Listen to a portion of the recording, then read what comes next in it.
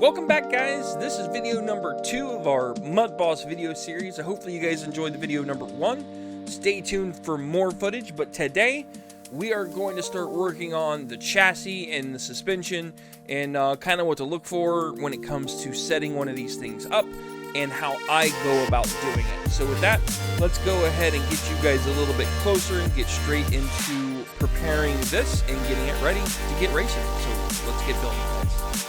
Now that we've got you guys closer to the workbench, we've got this thing somewhat ready. Let's talk about some rules and some things that we need to pay attention to when we're building this. I've already went ahead and stripped all the shocks off of the shock towers and the A-arms. I have not done anything with them. That will be done later in this video. So I'm going to set this aside and we're going to pull the official rules over here. So in the suspension section, which is in section 5, it talks about that you can only run the gray plastic shocks, which is what you have here. You cannot run aluminum, you can't run aftermarket, you can't do any of those things. It has to be the plastic, or the plastic version's gray or black only. Fronts can only be in the rear, and the rears can only be, the fronts can only be in the front, and the rears can only be in the rear. The original rear and front Traxxas springs are only allowed in this class, which is these two part numbers, which is Traxxas 5858 and a 5857 for the springs.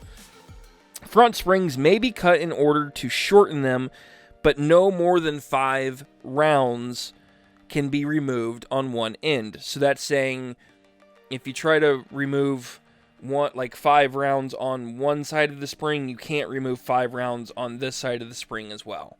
Not saying that somebody would want to do that, but you never know. So you can only take it off of one side of the spring. The shock travel may be shortened by internal shims, which it gives you some options and alternatives. I just happen to choose to do the RC Cincinnati shock limiters. This gives me the most adjustability, all the way down to the 1 millimeter per side. That's how much adjustments you can get with these. The reason why I chose those is they're millimeter. Everybody else that makes them or sells them, they're all in standard measurements, and I don't understand why. Everything in the RC world is all metric. Why would you make shock limiters standard? I don't know. The original shafts in the original cylinders. So that's basically saying you can't take a front shock shaft and put it in a rear because they're shorter. That may change your droop settings or what else, but that's what that's interpreting. The original shocks in the original cylinders, just like what we talked about. The original pistons from any kit only. They originally come with 1, 2, or a 3-hole piston design, and you cannot modify those in any way. They're talking about the pistons. No front bump stop on the suspension. No single original blue bump stop can be used. It is not mandatory though. No shimming allowed, which is to reduce slop in the parts of your arms. And all suspension parts, such as the A-arm, must remain in the original position that it's designed for. No swapping left to right. A rear camber link must remain in original height position. No upper holes on shock towers to be allowed. The only part that's missing out of this that doesn't state in the actual suspension tab, but it is covered in, I believe, the chassis section. It tells you that you are only allowed to run the stock parts. You cannot run RPM. Yeah, it does. So if you go up top towards the chassis under 2.2, the original manufacturer suspension parts only, no other parts allowed, such as from RPM.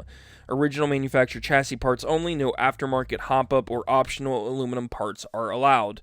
Front bumper, right side bumper, and front body posts braces must be removed. So that's all of these parts that are up here. And then the left side and rear bumpers can also be removed if desired. Rear RPM bumper is allowed because they're stronger. That's the reason why they allow them to be in the rear. It's to protect the car and the body, actually, for that matter. Traxxas front bumper, optional, which is the 2735, can be used and must be angled down, which goes back to video 1. We have one, and I will show you why I use one of those. It's more for securing your body than it is anything else, but that's what that's for. Major alternatives to the chassis or modification of drivetrain or suspension components is not allowed. So there's not a whole lot you can do besides try to free up some slop or get some things freer. So for example, this is a used Traxxas Slash to me. I know nothing about it. I haven't touched it since I bought it, but I can tell you it has some issues. So for example, if you look at the front, you see how free this front arm is. That's perfect. That's what you want. Doesn't seem to have a whole lot of like play side to side. I'm fantastic with that. But the rear, on the other hand, is like really, really tight. And those are some things that you can tweak to get the most out of it. You want your suspension to be as free as possible. And this does not help your setup when it comes to your suspension and how your car is going to handle. But so we need to address those kind of things. But being that it's used, I have a regimen that I follow with all of my vehicles that I ever purchase when I buy a used vehicle. I strip it all the way down and I clean it, get it nice and clean. And how I clean it is I am going to use what's called scrubbing bubbles. Yes, I know it sounds very weird, but scrubbing bubbles does a really, really good job of getting into places that just some other stuff doesn't do. And you're also going to want a foam, like a wire brush, to kind of scrub and get that elsewhere. It's really safe on aluminum products. The downside to doing this is you have to make sure you get bearings away, like removed, before you do this. So I am not going to do it on the transmission, and I'm going to take the hubs off of the front and the rear, and then probably the steering components will come out, and then I will clean this whole unit, and I will bring you guys back. So before you do any work, if you're not comfortable in doing all of this, I highly suggest you go online and look for a exploded view of the rear half and the front half for your Traxxas Slash. So this way, when you go to put things back together, you have part numbers, you have a schematic of how things went together, so you can put things back in the correct order. Because what will happen is let's say you forget to put this little tiny washer on the outside of the bearing and the wheel hub, and then you start causing some problems with drag and so forth. So this helps you keep an idea of keeping parts in order, and if you need to replace things, you know the part numbers, because these will help you identify what you're missing, what's broke, what's bent, and then you okay, I know, for example, that the part number 3640, which is a 26mm hinge pin, is bent. I need to go buy some. So I would mark that on like a piece of paper, and I know that what the part number is, so then I can find it and replace it.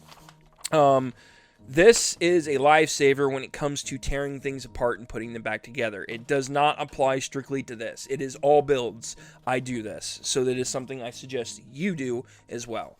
So I know I'm rambling, so let's go ahead and get this guy taken apart, and let's go ahead and start getting it cleaned up. And then I will bring you guys back once we get this thing fully back together. And then we'll start working on transmission, and we'll start working on suspension stuff. So actually, you know what? I'm going to do the transmission on another video, but we will do the suspension setup today. So stay tuned, guys, and I'll be right back.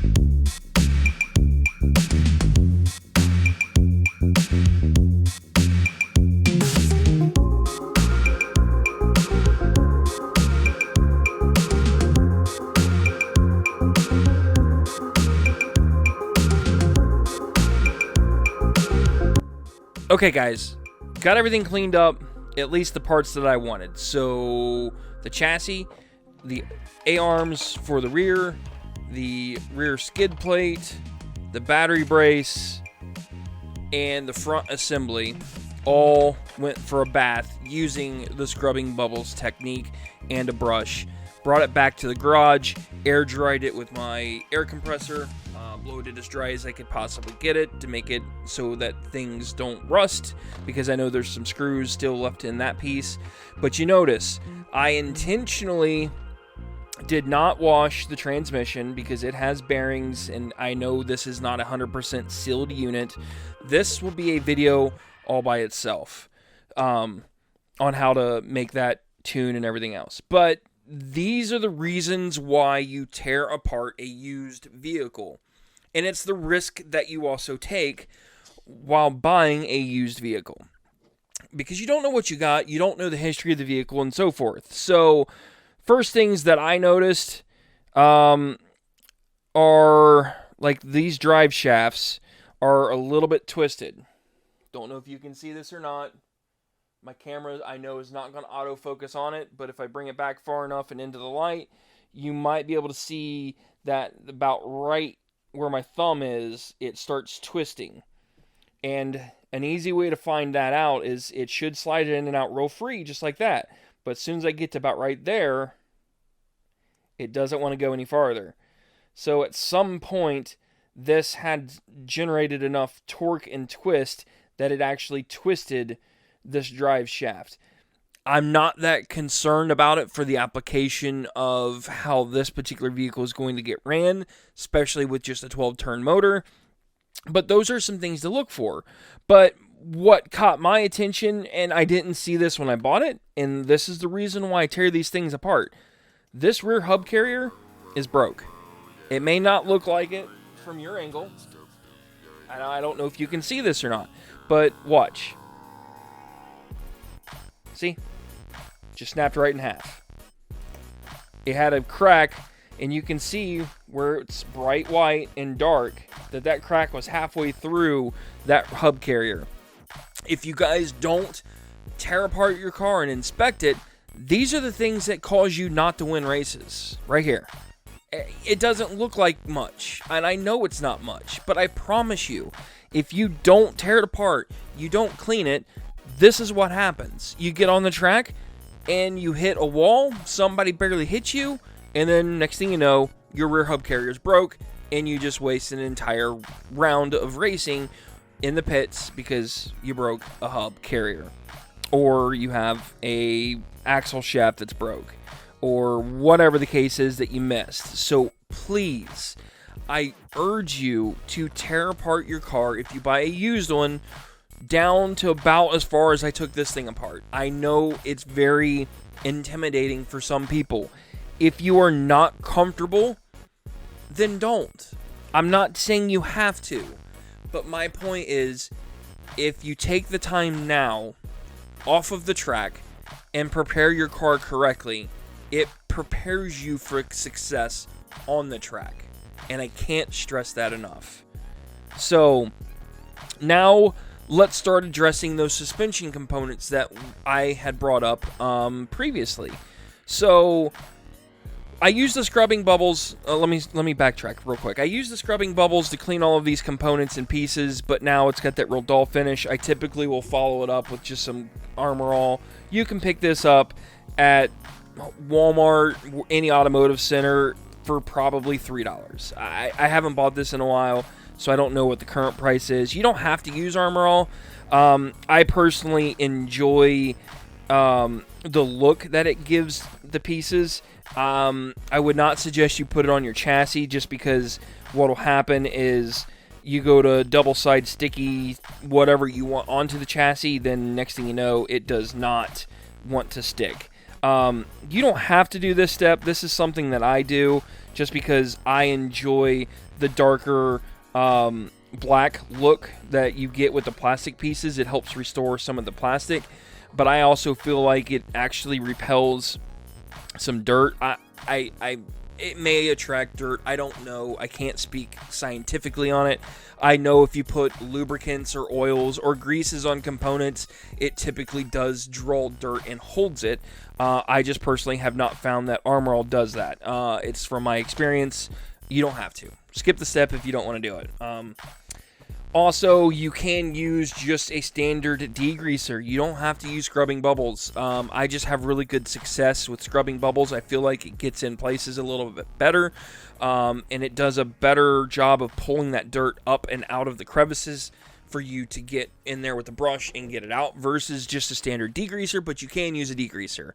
I plan on using the degreaser method on the transmission when I go to work on that, but that, again, is another video. So let's start reassembling this thing.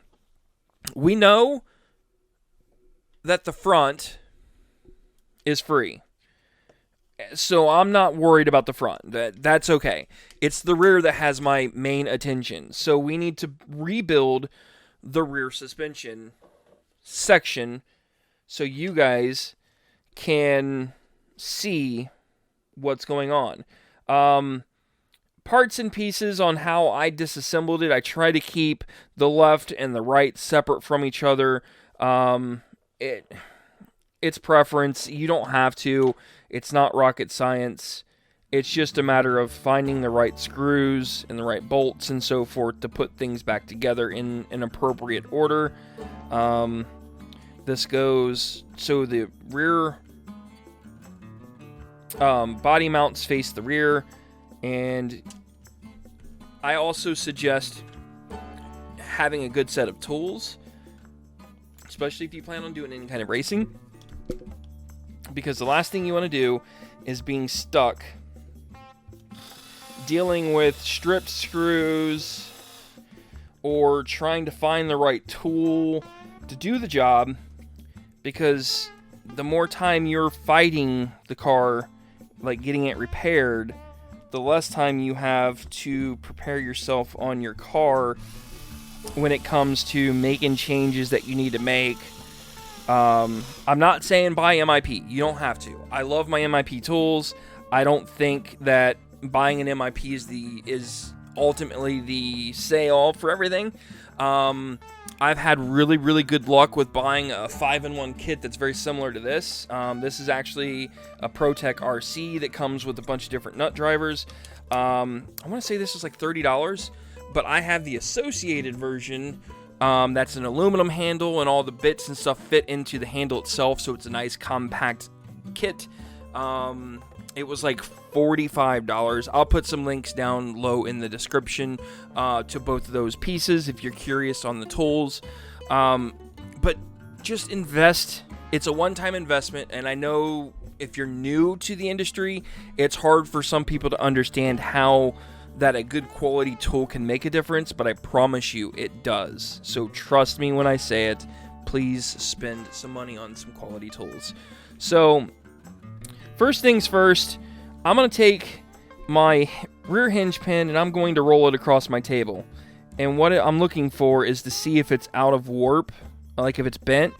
And usually you'll be able to see it. It's pretty obvious. And these are known to bend. But this particular one looks good. I'm going to clean these pins up real quick. So got both those pins cleaned up. So now I'm going to use one of my MIP tools. I think somebody put grease down these hinge pin mounts, and it's basically dirt. So I found something that fits in there kind of snug, but not crazy snug. And I'm going basically back and forth out of it, and you can see the crap coming out of this thing. And that's what you don't want. That's the grime and the grease and the dirt that gets built up in this thing, and it's what prevents your hinge pin from rotating freely.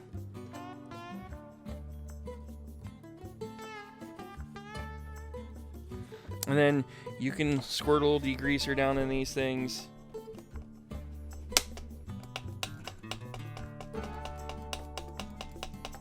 Maybe. There we go.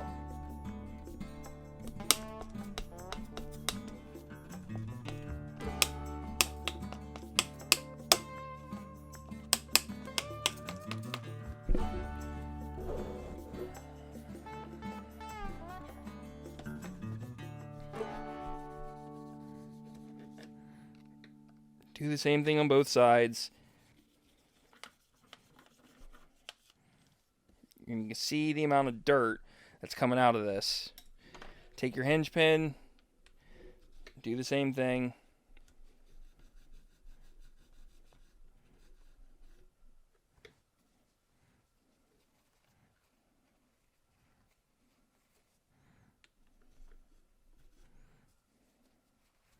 Let's do the other side. I think this side's a lot stiffer. I'm going to work on this off camera, get this thing cleaned out, but you get my point. I'll be right back, guys. Got you guys back. Got it fully built. Still not 100% perfect on free, but it's definitely a lot better. The rear seems to be a little bit drag when it comes to the hubs. I'm okay with it. It just doesn't need to be in a massive bind. That's what you're trying to get rid of. So let's talk about steering servo first before we go into the actual suspension part of it. I figured you guys didn't want to sit there and watch me try to put this thing all the way back together. So that's why I did the time lapse. So from the factory, the steering servo is mounted in a position just like so. It is mounted on the top side of this chassis. The problem is when you go to put your Mudboss body on, these are notorious for hitting and rubbing against your body.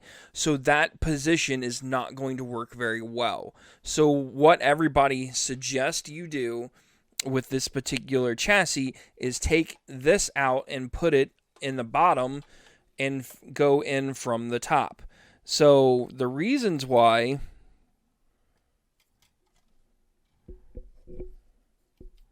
I believe the steering horn is in the forward position, so it's supposed to be like so, but you have to run your wire through first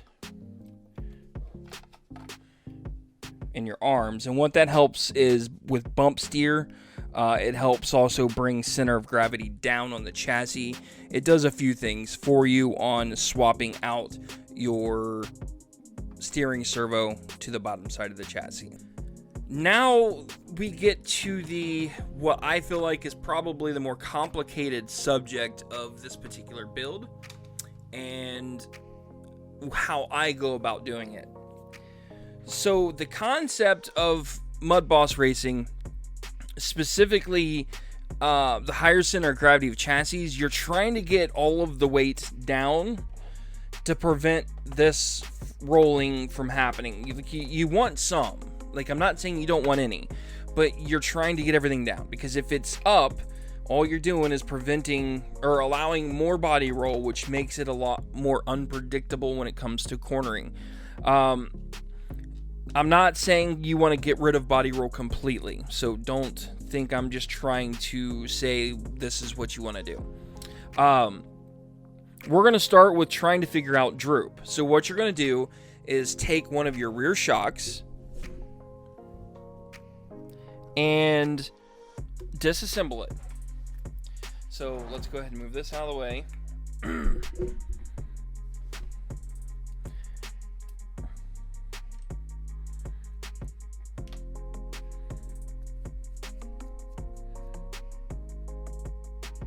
Actually, you know what? Just take the spring off. We'll leave it like it is for now. Because what you want to do is figure out how much droop, which droop is when you have no, let's say this tire's up off the ground because you've got so much body roll.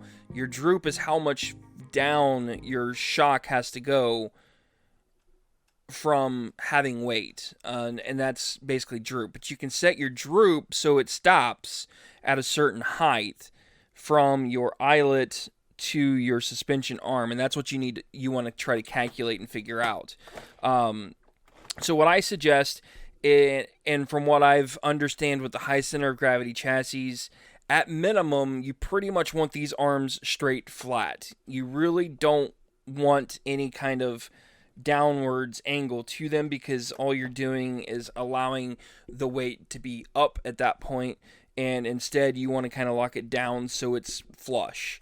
And that's how I'm going to set this particular one up as well. So what you do is you're going to take a measurement from your mounting point on your arm. And if you forgot how you mount this because you've disassembled everything, the mount will go on the front of your tower, your shock tower, and then it's going to screw into one of multiple holes that you have across the front of your arm. Typically, you want to set it in the middle for a beginning stage, and then you can adjust to the outside or the inside depending on how you want your handling on your car to be. So, knowing this information, you need to figure out a distance between those 2 points. So, I'm going to use the third hole in from the outside, which I feel like is the middle, and I'm going to use my Pittsburgh dial caliper to do the measurements, and it will be in millimeters. So go ahead, turn that on, zero it out, and then I'm going to get me a measurement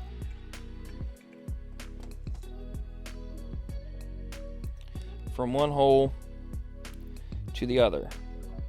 It does not have to be perfect, but it needs to be close. So I'm doing the bottom of the hole on the arm to the bottom of the hole on the shock tower. Probably hard for you to see, but that number is 92.7 millimeters. I'm rounding it up. It's 69, but I'm going to round it to 70. So 92.7 millimeters is the height that we're looking for. So grab you a piece of paper and a pen and write that number down. So I'm going to use my wonderful towel. 92.7. Let's double check, make sure that number's correct. Bottom of the hole to bottom of the hole. Should be about right. About right there. 92.5. We're close. So 92.7. The 0.2 millimeters is not going to break this measurement. So 92.7 is the overall height that we're looking for. So now you're going to take your shock and open it as far as it's going to go. I think there might be something in this. I don't know. I did not do any work to this beforehand. So let's go ahead and tear this apart real fast. Because I'm not the original owner of this shock, so I don't know if there is any internal limiters or not, but let's find out. I don't suggest doing it the way that I'm about to because I can't find my shock pliers, but if you take any set of pliers and get a really good grip on it,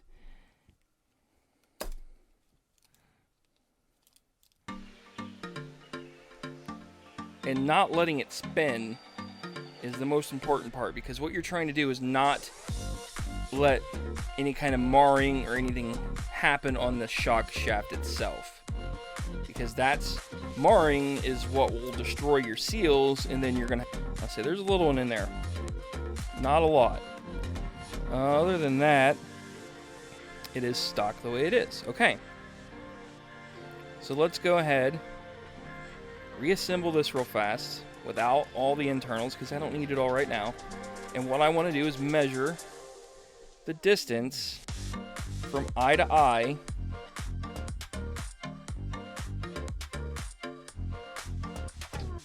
I always try to screw in the eyelet flush to where the threads stop on your shock shaft, and that is going to be your maximum distance. So remember, I did bottom to bottom measurement on the shock, or when I did the holes, so I'm going to use those same references for this. So bottom of the hole to the bottom of the hole, which should be about right there. and that's 103.28. So let's round that to 103.3. So 103.3. Now you need a calculator to figure out the difference between 103.3 and 92.7, which gives you approximately 10.6 millimeters of limit that you're trying to add to your particular packet, or to your shocks, to get that distance. Let me reset, and then we're going to do the same thing with the front real fast. So we know, again, the rear is 10.6 millimeters. So I went ahead and sped up this process a little bit. Torn apart the front shock shaft slightly. Started tearing it apart and discovered somebody has been in this before me. So to give you an idea, somebody was running some kind of tube or something, but the problem is this isn't cut real flush and square, so you may get very inconsistent readings doing something like this. That's why I'm not a fan of doing this style of a limiter, because it's unpredictable. And that's why I went with the plastic route instead. So let's go ahead, put this back together real fast, and let's do some measurements so we know what we're looking for on getting this guy locked down for limiters. I'm going to go with the outside hole on the bottom with this one as well, if I can get to it. Nope, not going to let me. So let's go with the top this time, because it's about as close as I'm going to get. Top to top should be about right there. Yep. Is 83. I'm going to call that 83 millimeters. So 83. And we're going to write that number down on your piece of paper as soon as I find my pen. So 83.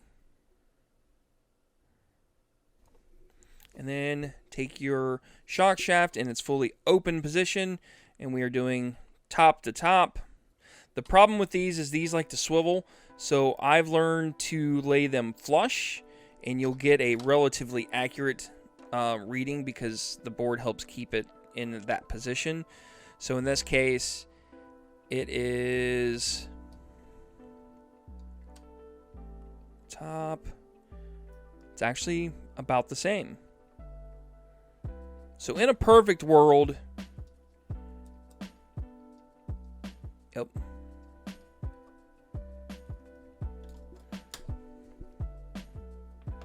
Yep. So top to top. I know it's fighting me.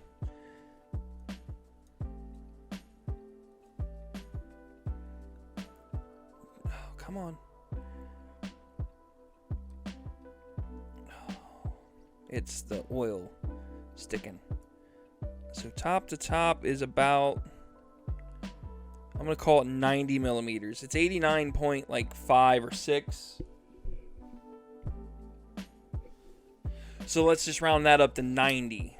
So if it's 83 and 90, I can do that quick math. That's 7 millimeters. I'm going to put you guys on a time lapse. We're going to build some shocks.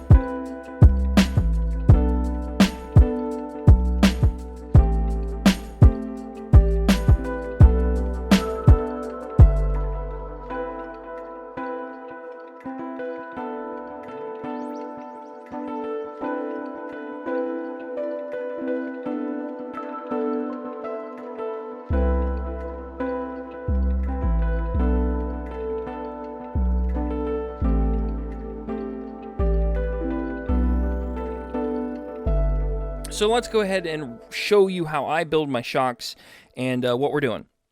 We're using 40 weight TLR shock oil. I'm using 40 weight on all four corners. Again, it's kind of to help mellow the car out a little bit. And then the parts and pieces, you may want to pick up a Traxxas part number 2362, which is a shock rebuild kit for 2 shocks. You can pick up 2 packs if you want to do all 4 shocks if you need to. These are in really good shape. I just needed the cap, the internal cap, and I'll show you how I personally build my shocks. So insert your limiter into your shock shaft, and then go ahead and reinsert your shock shaft into your shocks. Take your 40 weight oil or oil of choice that you choose to do. Fill it up so it's almost all the way to the top. And then cycle your shock piston up slowly, about halfway, and then go back down with it, and you should get a really large air bubble, just like that. And then I'm going to suggest you do it a few more times, and you're going to work out some air that's in the bottom half of your piston. And what you're doing is trying to force that air up.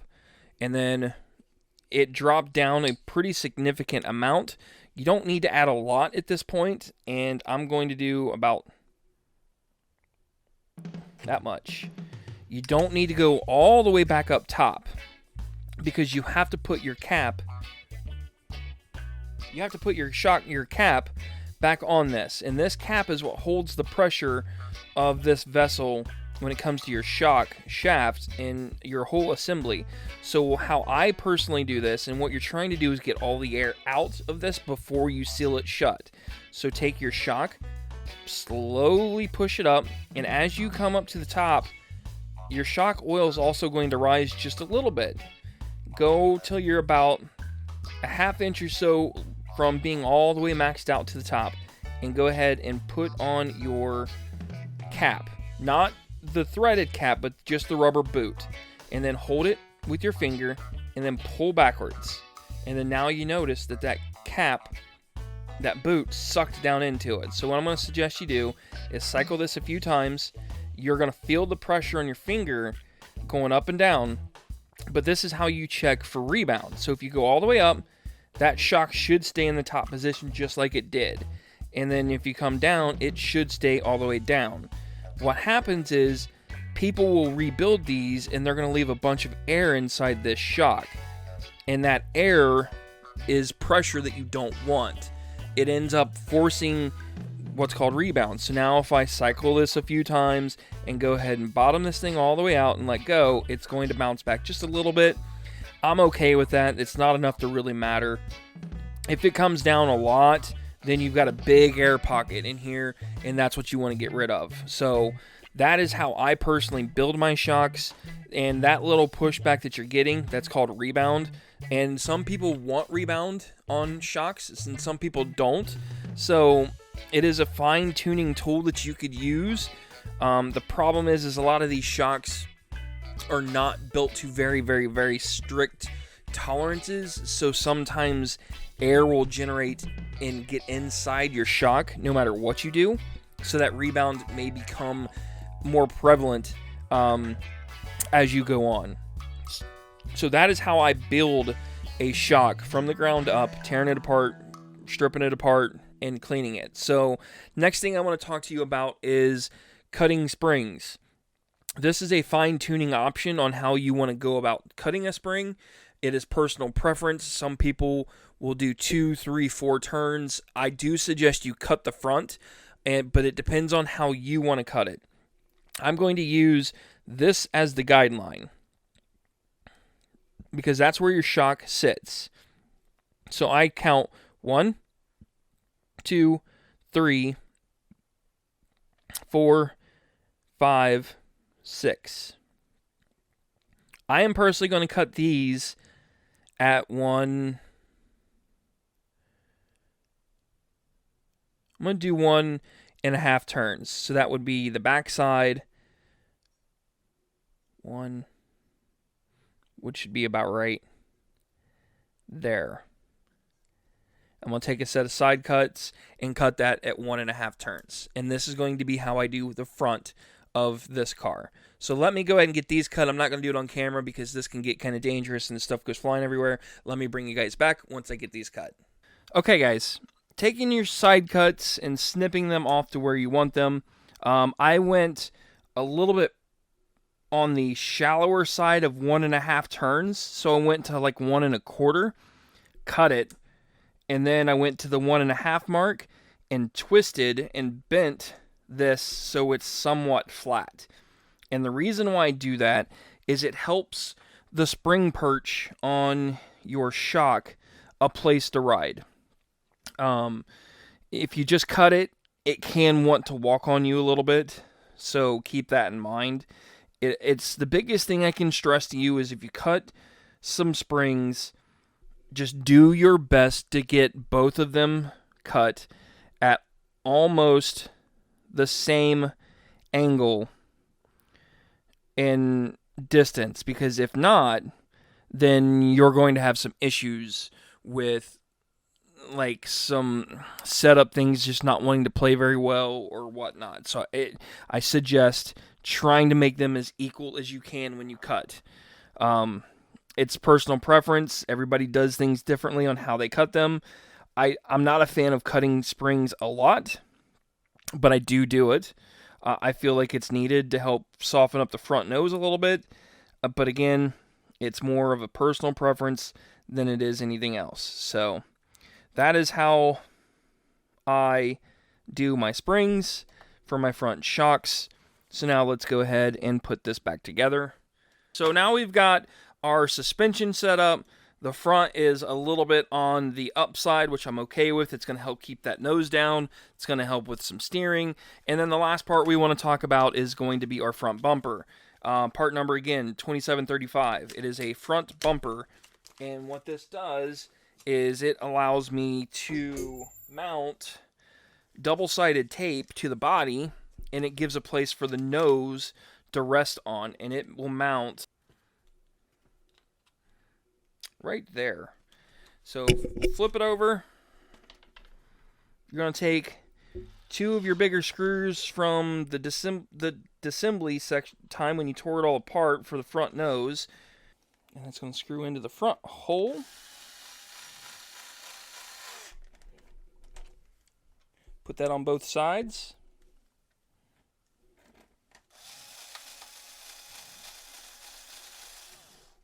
Uh-oh. Am I off center a little bit? Probably am. Yep. I was. Can't see, trying to do this on the side and trying to make this a better angle for you guys so it's harder for me to see. So now the front bumper's installed. Like I said, the body goes down and you're going to put a piece of Velcro on here and the body's going to Velcro to that.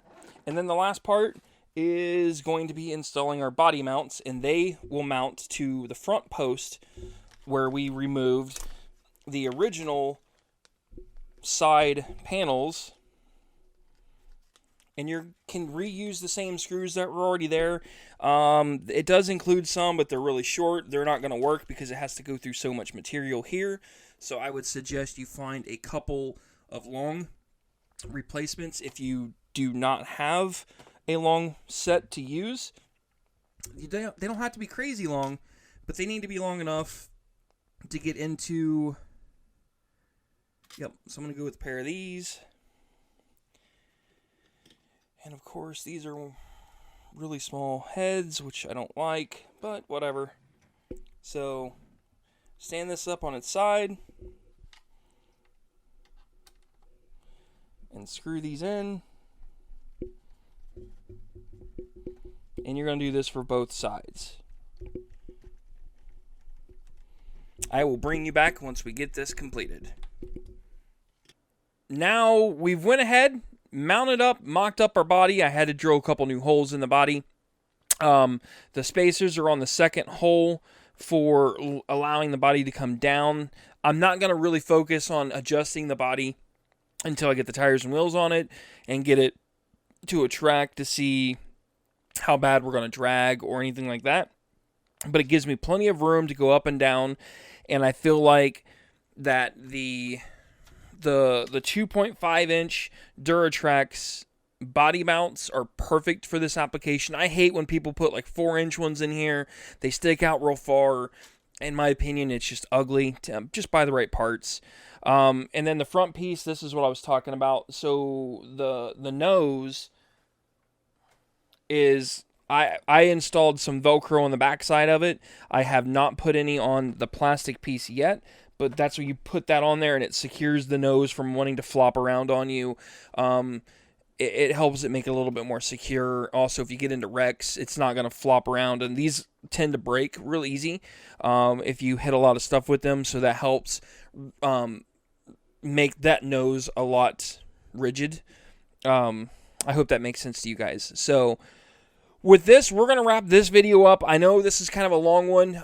It's doing a lot of suspension work and freeing up the car, and it's all this stuff is things that need to be done with any car that you purchase. I hope you all made it this far. Like I said, a lot of information, and a lot of it's subjective and it's personal. I understand that, so I just hope you guys appreciate some of the information that I've been able to share for you guys. Next video we're going to talk about is going to be the transmission and how to free up power and how to get the most out of it. And then I think we're going to do a video on the motor and the electronics after that. So with that, we're going to wrap this video up. I appreciate you all making it this far if you have. And thank you for your time and all of your support. If you're new to my channel, I would appreciate you taking this extra moment and go ahead and hit that subscribe button. If you are interested in seeing something else or something that I missed or some input that you may want to share for somebody else that I didn't cover, comment. Let me know down below. I will be more than glad to share some information, or if there's something you want to see for this build for something else, like for example the transmission or some electronic hacks or something like that that you want to know about, let me know. I am more than glad to try to help anybody I can. So I typically comment on all of your guys' comments as well. I will always reply to those, or try to at least.